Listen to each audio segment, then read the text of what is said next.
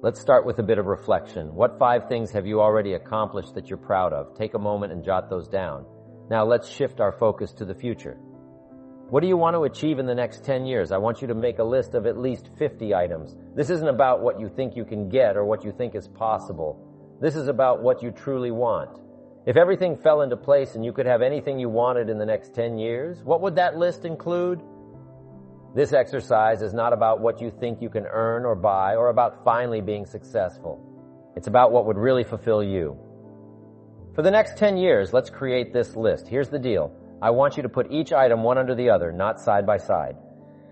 Make the list as long as possible in the time I give you. Write one item under the other because we're going to do some things with this list when you finish, okay? Just start writing as fast as you can.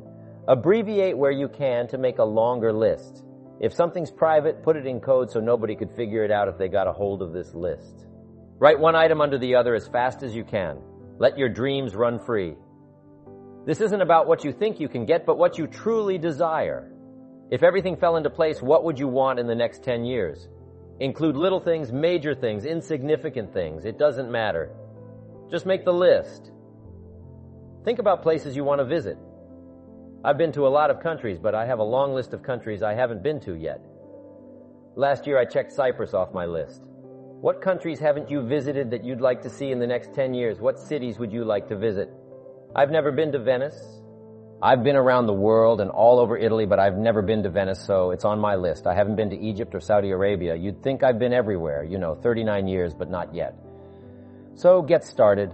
Write down everything you want in the next 10 years. Let your imagination run wild. What do you truly desire? What would fulfill you? Write it all down, one item under the other. Ready? Go. What experiences would you like to have in the next 10 years? Parachute out of an airplane, star in a movie, play in a rock and roll band, win a gold medal in the Olympics, start a new family, try a new sport? What do you want for your children? That's a whole list in itself. Think about their education and places you want to take them. What new skills would you like to learn over the next 10 years? When I started learning new skills at age 25, it changed my life. I learned sales and multiplied my income by 5. In the first year, I learned how to find good people. Recruiting multiplied my income even more. I learned how to organize and promote, rewarding people for small steps of progress. I became so good at that, my income skyrocketed. Maybe you'd like to give seminars or write some books in the next 10 years. Some goals might be immediate within the next year, while others are further out. Think about benevolence goals. Maybe you have a long list of projects you'd like to support. This is not about what you think you can do, but what you'd really like to do. Mark Hughes had a passion for helping kids with drug problems. One year, he donated $8 million. When I first met him, he couldn't donate $800. Eventually, he could donate $8 million. Andrew Carnegie said he would spend the first half of his life accumulating money and the last half giving it all away. In the first half of his life, he accumulated $400 million, which was a substantial amount back then. Guess what he did in the last half of his life? He gave it all away. So keep your list going. What excites you? Maybe you've been uninspired until now. I want you to start working on turning your lights on for accomplishments. You can't believe what you can achieve if you work hard on this list. It's amazing how adults struggle with this exercise, while kids would be asking for extra sheets of paper by now. Kids say, "You mean anything I want in the next 10 years?" Yes, write it all down. They would go crazy, a cabin in the mountains, an upstairs maid, a cook, a chauffeur. How about your investments and properties? One of my goals was to become financially independent. We'll talk more about that later. My father convinced me years ago that I should be debt-free someday, owing nothing to anyone. My mother and father practiced that, and when I inherited the estate, all the lands, the house, the buildings, the cars, guess how much was owed? 0. Not 1 penny. Everything was free. It is a glorious feeling to have no one claim anything you own. Maybe you want to be in the top 10 in wealth. Is Bill Gates still number 1? How about the top 10 or top 20? Whatever it is, maybe you're working on a new invention. Congratulations. Someday, who knows? Make a list of your health goals. You need a good physical support system. Over the next 10 years, how healthy do you want to be? Eliminate some illnesses and weaknesses. Get strong for competition in the 21st century. One of my goals was to have a residence for each season. Finally, I checked that off my list. It's been winter here, summer there, autumn here, and spring there. A residence for each season. An apartment in Manhattan, a ranch in Brazil. What would really fulfill you in the next 10 years? Think about your career and business goals. I put a little revenge on my first list. Some people said I couldn't succeed. They were on that list. I couldn't wait to get my new car, drive it up on their lawn, and say, "Oh, pardon me. Here's the money to have it fixed." I had some stuff on my list that would give me incredible satisfaction. In the Old Testament, God says, "Vengeance is mine, all mine." No wonder he wants it all. It feels so good. If I were God, I'd want it all. What would really do it for you? Some scores to settle, gently but deliberately. My Japanese friend Toru Ikeda from San Jose, California, put a Caucasian gardener on his first list. I thought, hey, that's good, Toru. What would do it for you? A hobby you'd like to start, collecting new cars, becoming a race driver? I got this neat little motorhome. I put a dirt bike on the back and away I go. I'm now putting a fax machine in my motorhome so I can stay in touch even when I'm gone. Here's my new mode for the future. In touch and out of reach. Yes, you can contact me, but you can't find me for a while. I'm gone. What is your goal for the future? To get away. Something that would serve you well in terms of refreshing and changing pace. Skills you want to teach your children. I taught my girls how to swim and dive. There's great satisfaction when they say, "Watch me, Daddy. Watch me. Look how good I am. You taught me." Here's a good phrase for you. All life seems to wish to reward its benefactor. If you take especially good care of the flowers, they will bloom especially bright for you.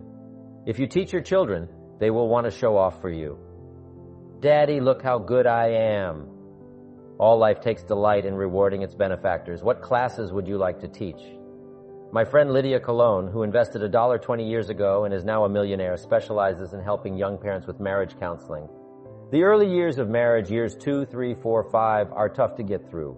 What specialty would you like to learn? How would you like to contribute to society or your community? Does everyone have a list of 50 items now? Almost everybody? Great. Okay, now put a little star next to your list. This star indicates that you can continue to add to this list. This is just the beginning. I promise you that when you get back home, you'll think of 50 more items, then another 50, and so on. Your list can grow and grow. If you have more time than we do today, you can take as long as you need to create the longest list possible. Next, we're going to do something with this list. Here's the next exercise. I want you to look at each item on the list and give each one a number. The number should be either 1, 3, 5, or 10. Look at an item and estimate how long it will take to achieve that goal. 1 year, 3 years, 5 years, or 10 years. Give each item a number based on what you think it might take to achieve that goal. If it's less than 1 year, round it up to a year. If it's more than 10 years, round it up to 10 plus years. Once you've assigned numbers, count them. How many 1s, 3s, 5s, and 10s do you have? Make a little list of those numbers. How many of you have no 10-year goals? Quite a few, right? This means you're not thinking far ahead and are focusing more on the short term than the long term. Some people may have 0 10-year goals, while others may have 14. This shows the difference in thinking long term. This exercise is to help you think more long term. When you accomplish some goals, you need more to work towards. It's very important to celebrate when you reach a significant goal. Write this down. Celebrate a significant accomplishment. It doesn't have to be world-changing. If it's important to you, celebrate it. Hopefully, you have some family goals on your list. If your family achieves a goal together, celebrate with them. Let each family member put their check mark on the goal because the whole family worked on it. This will inspire each member to make a longer list of goals. When you accomplish something, check it off and celebrate.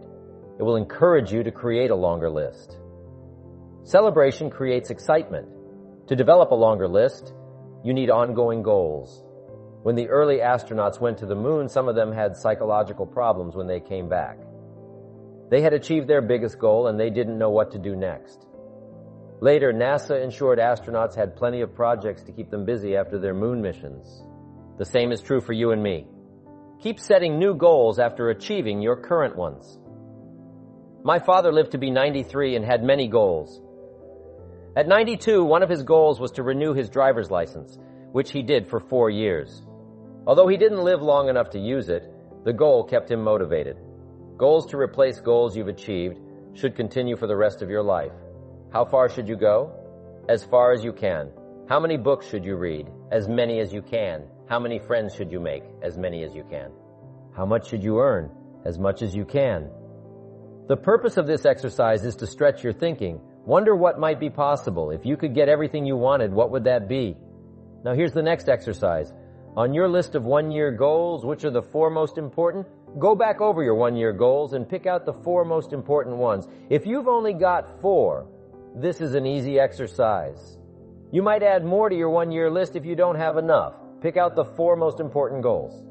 This exercise turned me on at age 25. Goals for accomplishment and personal progress lit a fire in me that has never gone out since. Here are 2 excellent questions for mature people to ask themselves. First question, what's got you turned on? Make a list of what excites you, what gets you up early, keeps you up late, and maximizes your abilities all day long. Next question, what's got you turned off? How come you don't have the zest and vitality for daily accomplishment? Make a list of things that have you turned off. Once you settle that, make a list of what turns you on and what would turn you on in the future. This will create a personal revolution for you, just like it did for me. It's easy to get lazy about designing your day, year, and future. Don't just cross your fingers and hope it will all work out. It won't happen without effort. This exercise is about buckling down and making this list.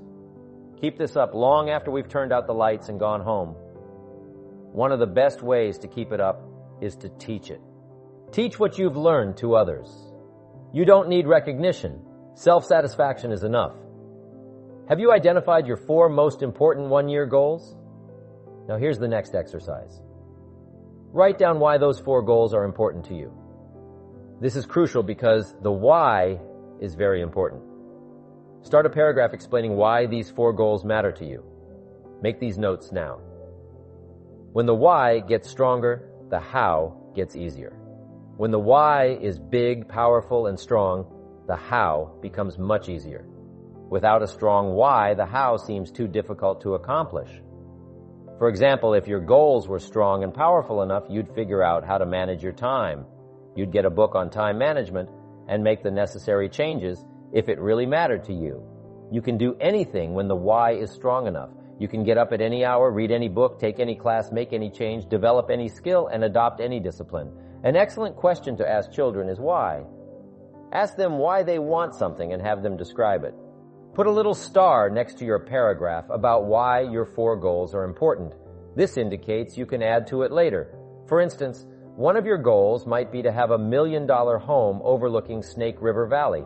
That's a great goal. $1 million home is achievable with a strong enough why. Here's the next question. What for? What for? I mean, a house is a house with bricks and wood and walls and a roof. Key. Yes, $1 million home. That'd be wonderful. But what for? So now jot this down. Purpose is stronger than object. The object would be the house, and that'll pull. That's a worthy goal to go for the object of the house. But here's a stronger goal. The purpose for the $1 million home. You say, well, it'll be the centerpiece of all the family's activity with all kinds of unique people coming and going and the influence and things will be happening in this place. See, now we're getting somewhere. So if you got that line, it's one of my best for the whole day. Purpose is stronger than objects. It's okay to have plenty of objects to go for on your goal list, but always keep asking yourself the question. And sometimes it's good to just write it out. Here's why I want this money. Here's why I want this place. Here's why. And you start developing those reasons, and I'm telling you now, this starts to become incredible. Now here's some more notes. Some of your goals should be personal development. The person you wish to become. Develop skills that make you attractive to the marketplace. Develop the temperament and the attitude that make you attractive to the business world. The attitude and the temperament that make you a splendid father. Study the art. Because here's what's important. It's not what you get that makes you valuable. It's what you become that makes you valid. I keep saying this year after year for the last 39 years, public. It's the person you become. The idea of becoming an attractive person, a skillful person, a good friend, a good colleague, a good partner, a good member of the round table, a contributor. See, that's the key, the person you become. Okay, now here's the next exercise. Isn't this good stuff? I mean, I'm telling you, this stuff changed my life, altered the course of my life, from milking cows to sitting on this stool. Incredible. What a journey. And part of the explosive stimulation started when I met Earl Schoaf, and he asked me, have you got a list of goals? And I said, no. And he said, then I can guess your bank balance. I thought, whoa. I immediately started studying the art and the accomplishments of it helped to change my life. Now here's the next exercise. I want you to look now at the whole list that you've written and the exercises we've done. Now I want you to answer this question. What kind of person must I become to achieve all I want? And I'll give you time to write that down. Now, what kind of person must I become to achieve all I want? Now, we've got two things working. What you become helps you to achieve, and what you achieve helps you to become. And the more you become, the more you can achieve. And the more you achieve, the more you can become. Who knows which affects the other the most? So now just write this exercise. Start with a few sentences. We won't have time for you to, take a lot of time, but just start with a few sentences. Your concept of the person you think you must become to achieve what you want. This is time for a little truth here. Maybe you need to become much wiser than you are at the moment. You need to become stronger. You need to have better health. Maybe you need a little coaching to really become the person I want to become. I'm going to have some coaching, physical coaching, spiritual coaching, developing skills coaching. To be the influence you want to be, you've got to build an incredible reputation. What kind of person must I be to attract all that I want in my life and the people that I want and the opportunities that I want? When you knock on the door and opportunity opens, you must stand there as a very attractive person, or you may not be invited. One of the most mysterious and unique phrases that Jesus ever used, here's what he said. I stand at the door and knock. And if you opened the door, would you probably invite him in, this extraordinary person? You say, wow. Yeah. And he said, if you invite me, I'll come in, we'll sit down, talk things over. For you to be that kind of attractive person that if you knocked on the door of opportunity and it opened and you stood there, would you be the kind of person that opportunity would say, come right in and sit down and let's talk about the future? What kind of person? Okay, now put a little star there. And what the star means, right, is to finish this exercise later. Now, if you're working right in a workshop where you've got plenty of time, you just, take a little more time for some of these exercises, make these notes. The key is to put everything on your list now. The key is to take it out of your head and put it on paper. You can dream about what you want, but when you start committing it to paper, now it more formalizes information, now starts to make a composite of an idea. And ideas can turn into hotels, ideas can turn into enterprises, ideas can turn into a fabulous career. We need the information, we need the stimulation. But then you'll learn now later to start putting everything on your list. Now jot this down, it's very important. If something's not that important to you, take it off your list. You don't have to accomplish this whole list. But if you had 100 items on your list and you accomplished 80, who cares about the other 20? If you got the biggest share of what you went for, wouldn't that be enough? And the answer is probably yes. It'd be overwhelming, so you can rearrange this list, you can change it, you can tear it up and start over. You can say, last year I thought this was so important. That's not important to me anymore. The things I've learned in the last 12 months, I've changed my whole goal list. I thought this was so it. Okay, now here's the next note, and we're wrapping it up now. Here it is. There are two great words of antiquity everybody should learn. Here they are. One's positive and one's negative. And we studied a bit about that yesterday. Positive, negative. Here's the positive word from antiquity. Behold. That's the positive word. Behold the possibilities. Behold the opportunity. Behold the future and give it design. Behold and look at the chances you've got.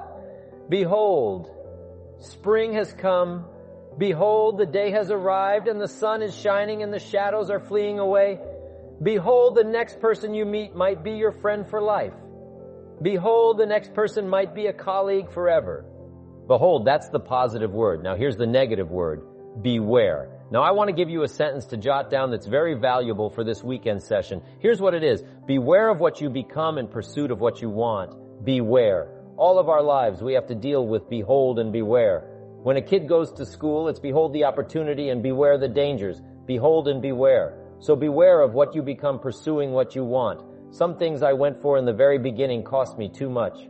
I got so obsessed with some things that I found out later the price was too big. If I had known better, I never would have paid. But sometimes we learn when. So don't become so obsessed with something that you lose your sense of reason or it costs you your friends. Don't be so obsessed with something that you compromise your virtues and your values. The story says Judas got the money. You say, well, that's a success story. No, it's true. 30 pieces of silver was a sizable sum of money, but it was not a success story. His name was Judas. Doesn't that ring a bell? It makes all the difference in the world. Judas got the money. Here's something interesting about the story of Judas. After he got the money, he was unhappy. Someone says, well, if you had a fortune in your hand, why would you be unhappy? And here's the key. He was not unhappy with the money. He was unhappy with himself. Here's a key phrase. The greatest source of unhappiness is self-unhappiness. It's not outside things that make us unhappy. The greatest, most devastating unhappiness is to be unhappy with yourself. Now, a mild form of unhappiness is constructive. The desperate form of unhappiness is destructive. It's like worry. We should all worry a little, but not let it destroy our lives. If you're in New York, about to step off the curb in downtown Manhattan, and a yellow taxi's coming, best you worry enough to get your feet back up on the curb, lest you get yourself wiped out. So it's called caution, but not undue caution. It's called fear and worry. But not the worry that kills you, not the worry that destroys you. It's like hate. You don't need to hate your job. Save your hate for the important things, like evil, like the weeds that attack your garden, like the diabolical ideas that try to entice your children. You don't need to hate everything. I hate this. I hate that. That's the misuse of your hate. Save it for the things we really must hate. But this is so important now. Beware. Judas was so unhappy he tried to take the money back. They said, heck with you. We got what we wanted. You got what you wanted. Out. They threw him out with his money. Now he becomes so desperate he goes out and hangs himself for what he did. He became a traitor. So that's the caution. Now, if Judas could speak back to us in any kind of clear language, here's what he might say. Beware of what you become in pursuit of what you want. Don't sell out. It's not worth it. And now, here's the last note.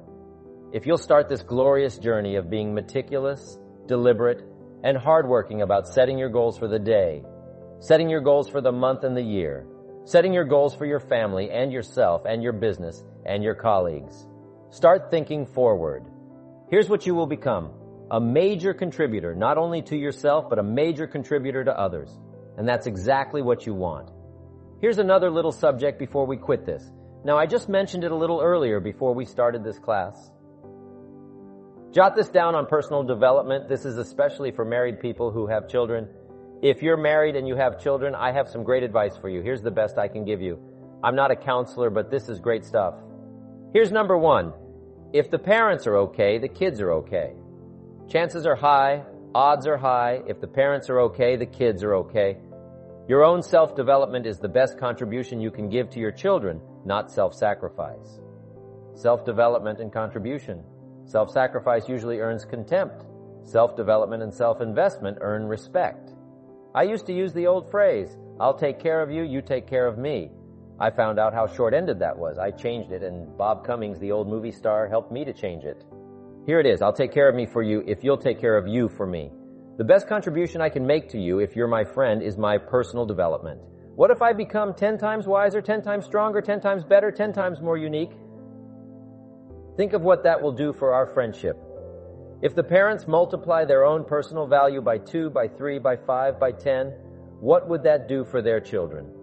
Wow. If the parents are happy, I'm telling you, the kids will be happy. If the parents engage in a unique lifestyle, don't miss anything. Drink deep of the cup of whatever's available. I'm telling you, if the parents are okay, the kids are probably going to be okay. Wow. If you're on an airplane, the stewardess says, if we run out of oxygen, these masks are going to drop down. And then she says, make sure you take care of your children first. No. Would you underline no? Would you underline no? No. Have you got that? You should take care of your children first. No, it says put your mask on first. You take care of yourself first, then you assist your children. And I just mentioned, that would be a good title of a book, wouldn't it, for parents? Put your mask on first. Isn't this good information? The best contribution to your company is your self-development. The best contribution to your husband or your wife is your personal development. To become all you can become, as wise as you can, as kind as you can, as unique as you can. That's the best contribution. Not self-sacrificing, self-development, and self-investment. Maybe that little talk might be worth the price of the weekend. For the time and the money, it was helpful for me. Here's one more on that. With your family or whatever decisions you have to make. If you've made the decision, the best decision you can, but it's going to cause some pain, here's what you must learn to do. Accept the pain, but not the guilt. There's part of our head sometimes that tries to make us feel guilty if we've made a decision that's been painful, not just for us, but maybe even for other people. But it had to be made. So here's the key. Accept the pain, but not the guilt, because it's not pain that destroys you. Isn't that goal-setting session fantastic? I mean, this is life-changing stuff. Now, one of the reasons why I came to Dallas now to do this goals workshop is because I had the vision of all of you out teaching this goals workshop. I said, wow, if I can affect 1,000 people in Dallas, think of what might happen in the future if I can get everybody teaching things like this. Setting goals that change your life, change your family, change your future.